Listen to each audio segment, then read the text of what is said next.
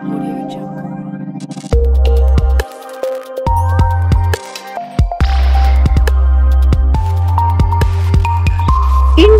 TV 9 news Maharashtra.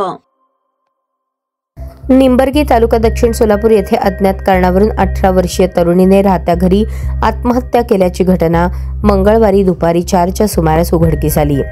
मृत तरुणीचे नाव अक्षता बाळासाहेब काटकर, वय 18 असे आहे।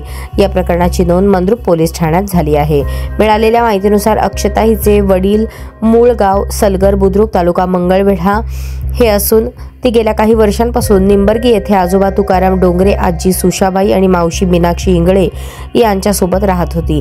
3 वर्षांपूर्वी आई वैशाली हिचे निधन झाल्याने ती आजोळीत स्थायिक झाली होती। अक्षता हिचे प्राथमिक आणि माध्यमिक शिक्षण निंबर्गी येथील शाळांमध्ये झाले। अलीकडेच ती 12वी उत्तीर्ण झाली होती आणि शिवण कलेचे प्रशिक्षण घेत होती। मंगळवारी दुपारी ती घरी एकटी असताना आतून तिने दरवाजा बंद करून गळफास घेतल्याचे समोर आले। बराच वेळ झाला ती बाहेर आली नसल्याने नातेवाईकांनी घरात जाऊन पाहिले असता गळफास घेतलेल्या अवस्थेत आढळली। पोलीस उपनिरीक्षक राजकुमार डांगे यांनी घटनास्थळी जाऊन तपास केला। मृतदेह ग्रामीण रुग्णालय मंद्रुप येथे शवविच्छेदनासाठी पाठवण्यात आला आहे। अज्ञात कारणावरून आत्महत्या केल्याची नोंद करण्यात आली असून पुढील तपास मंद्रुप पोलीस करत आहेत।